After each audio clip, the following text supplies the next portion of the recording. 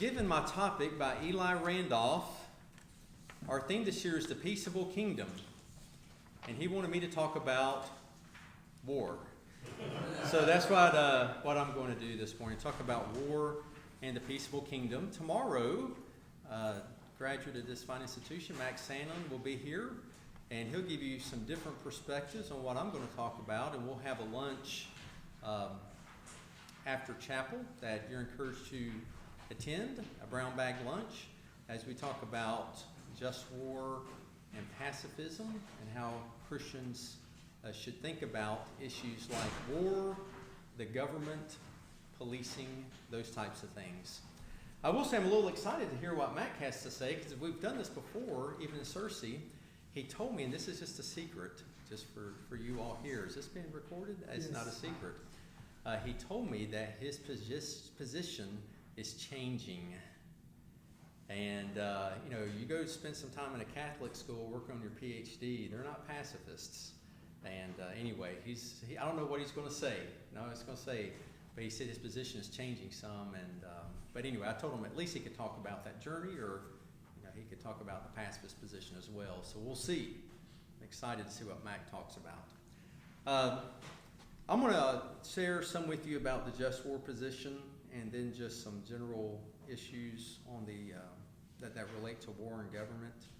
This is one of the oldest issues you have in Christian ethics, most controversial issues you have in Christian ethics. It goes back at least to the time of Constantine, maybe before, and the early Christians talk about their pacifism before then. We think about, they're talking about pacifism because there's some Christians who are in the military. So this is an issue that goes back a long ways in the history of Christian thought. And part of the tension with our theme this year is we do believe that Jesus has brought in the peaceable kingdom, and yet we still live in a world where there's a lot of sin and brokenness and hurt. And so how do we balance the fact that Jesus has brought in the peaceable kingdom? We live in a world of sin, but we hope for the peaceable kingdom to be experienced in its fullness. We long for that day. And so this whole already not yet, how we balance that and how we understand that and what God is calling us to do today. So I don't know of Christians who are excited about war or police work in the sense of wanting to arrest those who commit crimes, and excited in the sense of looking forward to this. But it is part of this existence we have now in sin until Christ returns. And so how do we as Christians think about those issues? So I give you some key positions here. And I lay these out. There's more than just 4, by the way. And I could spend the whole time in chapel nuancing different forms of pacifism, different forms of just war thinking. But let me give you 4 just to help you get your mind around some basic positions. Non-resistance. Non-resistance would simply say if there's evil in the world, you don't resist it. And in many ways, this is the most straightforward reading of the Sermon on the Mount. Jesus says if someone takes your cloak, you just let them have it. Asks you to go 1 mile, you go 2. And there's no real resistance there. Another form, which is more popular, is nonviolent resistance, where you might resist evil, but you're not going to resist evil with the use of violence. And so when we think of someone like a Gandhi or Martin Luther King Jr., they would follow under the nonviolent resistance position, where, again, you're not going to use violence, but you may resist. And most pacifists, and I found that some people aren't familiar with this term, so pacifist is Pacifist, like the Pacific Ocean. That means peace, not passive, Passiv, not passive, but you're just going to be peaceful. But you may resist evil, you're just not going to resist evil with violence. The just war tradition says that violent coercion may be justified under select conditions. So we're not going around looking to be violent people, but there may be situations where violence is justified and even necessary. And then activism, I'm going to give as an extreme side here, which is basically unquestioned obedience to the government. So, and you do see some people who argue this, not many, But let's just say, for instance, in World War II, if you're in Nazi Germany and Hitler tells you to go exterminate the Jews, you exterminate the Jews, and you're just to obey the authorities, and God will judge the authorities. That's really on them, not on you. You just obey the authorities, and that's what God will judge you for.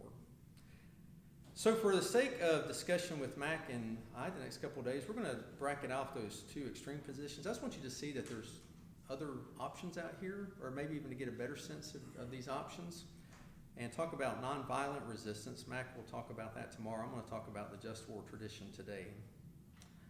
Some key questions here is the use of, I think the two key questions is the use of violent coercion always wrong? Are there situations where Christians may participate in violence that could be legitimate? And let me just say one thing here. From time to time, I'll see on Facebook or other places, people say, this person's not very consistent. They're pro-life, but they're supporting this war, or they support capital punishment. I don't think that's necessarily inconsistent. There's a lot of different ethical issues here. And the question is the use of violent coercion always wrong? There may be situations where you say the use of violence or taking a life isn't right. There may be other situations where you think it can be justified. Okay, so you can be pro-life and pro-war, possibly in a given war. You may disagree with that, but that's a key question. Is the use of violent coercion always wrong? Can Christians participate, and I highlight this word, in necessary social roles that require the use of violent coercion? So obviously there's all kinds of roles out there that we don't want Christians involved in, to be illicit drug dealers, to be involved in prostitution, to be, there's all kinds of things that we don't want Christians to be involved in. But there's also, and many pacifists, most pacifists will say this as well, governments, police officers, military, unlike, let's say, prostitution, illicit drug dealing, those are necessary social roles. Like, we have to have them. Like, it's not optional. And so if they're a necessary social role because we live in this world of sin, can Christians participate in those roles? All right, so some key texts here. The Sermon on the Mount, Matthew chapter 5. You have the prohibition against coercion and the love command to love our enemies. I'm not going to read this. You can go and look in Romans 12. It's real nice. Romans 12, 17 and following. Paul has this, again, similar to the Sermon on the Mount. We're to love our enemies. And then in chapter 13, he also talks about the importance of obeying governing authorities who've been given the sword. And the sword is to execute punishment on evildoers, wrongdoers. So I like that passage there in Romans just because you have kind of back-to-back there. And Paul seems to be able to balance this, both the call to love our enemies and to return good for evil, and the call to obey those in authority, and how those in authority have been given the sword by God to execute justice. And then some other considerations. You have war in the Old Testament, and that's seen as being problematic for some, but you have war in the Old Testament. I think even more interesting, in the New Testament, you had these situations where someone will come to, let's say, John the Baptist. These soldiers come to John the Baptist, and he doesn't tell them to give up their professions of being soldiers. He tells them to be just soldiers. Just in the sense like justice, not like simply, but be just in your work as a soldier. Acts 10, Cornelius, the centurion, is baptized. We're never told he gives up his position as a military official. The Philippian jailer in Acts 17 is also baptized. The sense you get is the gospel is permeating all aspects of society and is going throughout the Roman Empire and permeating all areas of society. And we're never told that these individuals give up their positions. And there's no sense that they're called to do that either. Okay, so those are some of the biblical texts and some of the tensions here, because we are called to love our enemies. We are called to pursue peace, but there's also this sense that God has ordained certain governing officials to do God's will and to secure social order, to secure peace.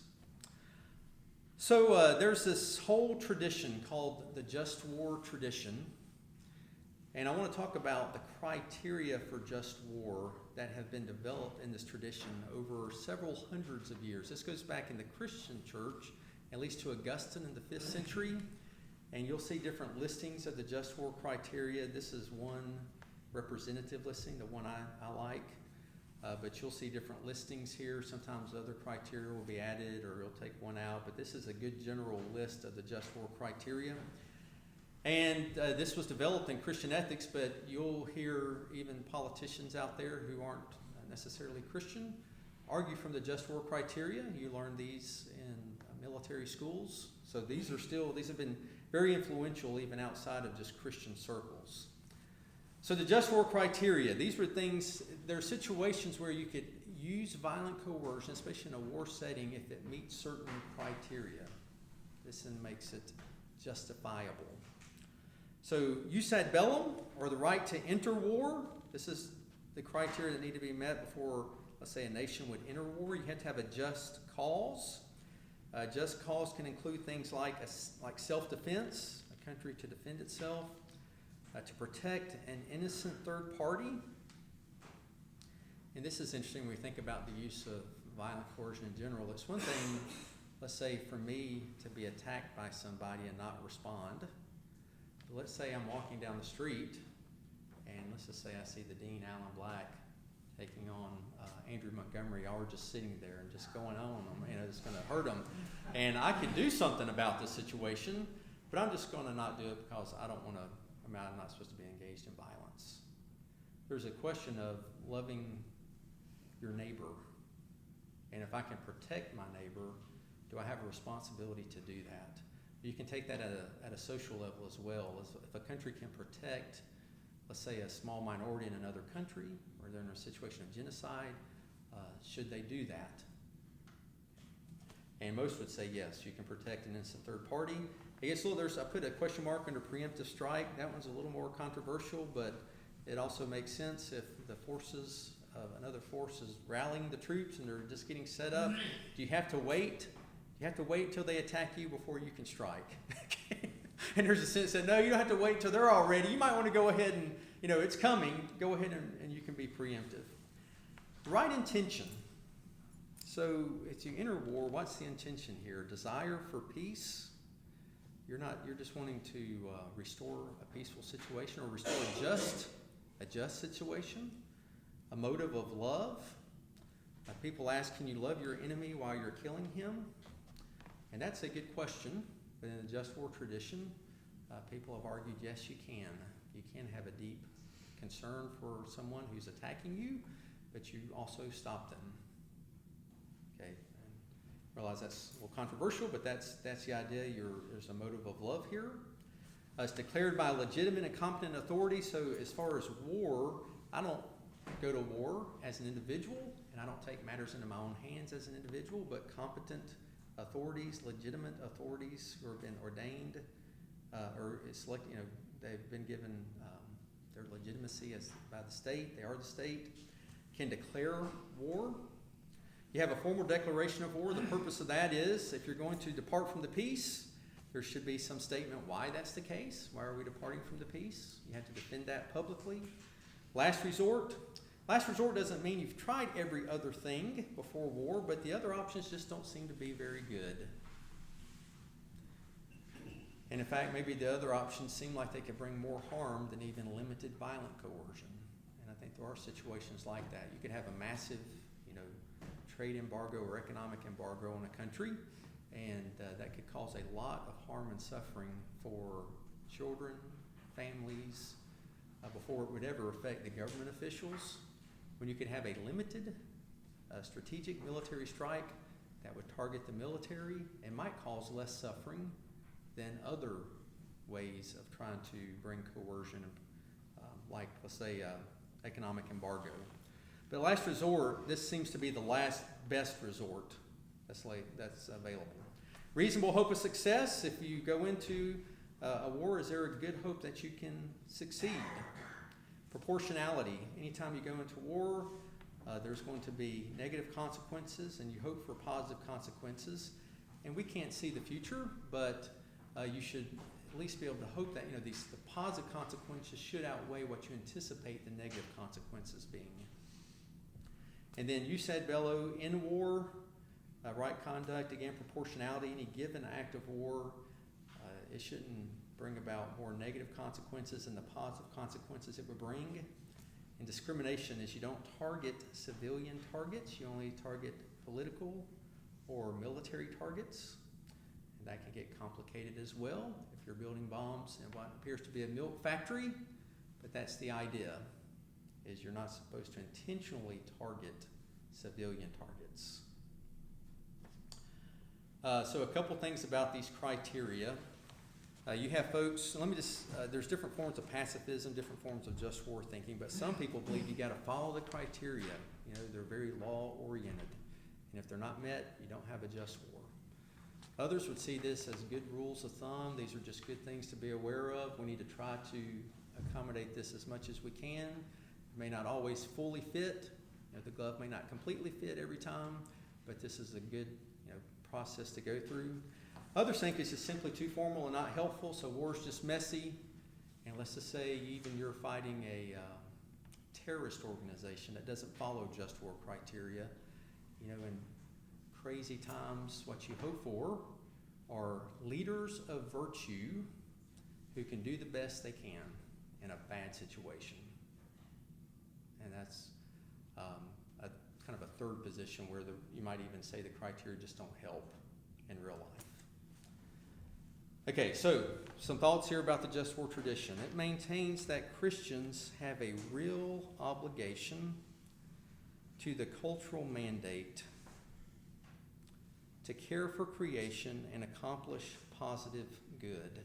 So what I mean by the cultural mandate here is we are involved in the work of redemption in the church, but we're also involved as human beings in this world to care for creation and to see it flourish. And part of that is, we do that in business, hopefully, and that's part of that is also in the government. And so if we have a real obligation to our societies, to our cultures, to our neighbors, the Just War tradition maintains we have that obligation, and that one way that obligation is fulfilled is through things like governments and militaries and police forces. It maintains that Christians have a real obligation to be peacemakers and to love their enemies. So even if peace is broken, there is a real obligation still to ultimately love those who are our enemies and to seek peace. A couple years ago, we had one of the Hogan K scholars from Japan, and I remember he was in my ethics class, and we were talking about this issue in just war. He talked about after World War II, how many in Japan were just shocked that Americans came in and helped them rebuild after the war. And that was just not the way you do things. And so that would be maybe one concrete way you try to express love even for an enemy, that you would invest significant resources to help them rebuild versus just crippling them after a war. Realizes that no war and no soldier is completely just. So if you're looking for that war, that there's no problems whatsoever, you're not going to find it. There isn't one. There's no war that's completely just. There's no soldier that's completely just. This is an ideal to pursue. Allows Christians to protest any use of force that they feel is unjust. I think this is really valuable about just war thinking. It's not like that activism position I mentioned early on, that there's kind of a blind obedience to the government. But also, I tend to think that on the pacifist side, if you're always rejecting any use of war or policing or governance, my personal sense is it's harder to critique real evil because you critique it all the time. Does this make sense? If you're always just critiquing the government and never offering a positive view of government, it's hard to really critique then unjust governments or unjust use of force.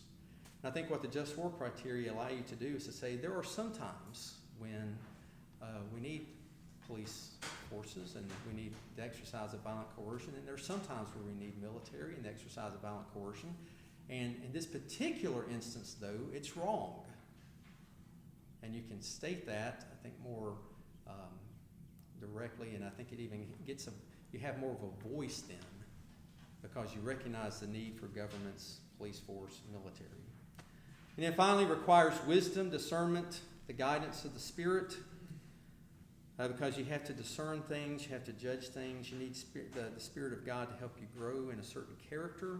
There's even a book by a guy named Daniel Bell. He talks about just war as discipleship and as a form of kind of allowing, in the military, allowing God to help you grow as a disciple, because you have to discern a lot of difficult issues as someone in the military or as a police officer, and make split-second decisions. And how do you love somebody who is your enemy and who may even be seeking to take your life? How do you respond well and in a moment to that? So hopefully these are some things to think about. I think I could say much more about this, and hopefully we'll be able to at the lunch tomorrow if you have questions and want to pursue this a little bit more. My goal here is not to necessarily convince you to be a just war type thinker. What Mac will tell you tomorrow is if you let God work on you, you will eventually come that way. But that's not my job. That's God's job to let you do that. But I do hope as we seek and truly seek the peaceable kingdom, we will just be, as we think about these difficult issues, how are we to be in this world today? War is messy. Nobody is really pro-war. I know several folks who were in the military who come back home and become pacifists. So this is a very complicated issue, a very difficult issue.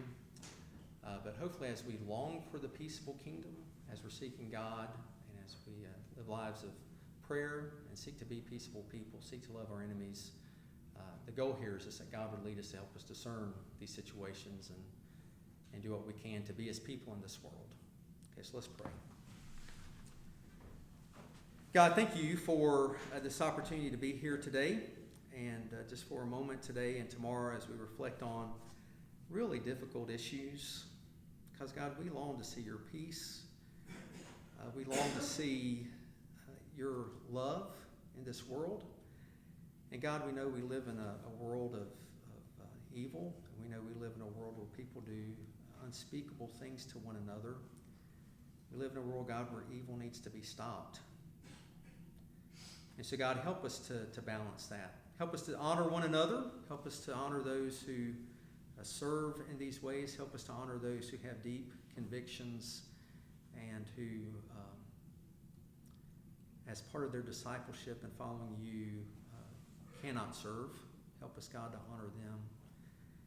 And God, we just long for the return of your Son when all things are made new and we live in a new creation that's characterized by your peace. And this is our prayer in Christ's name.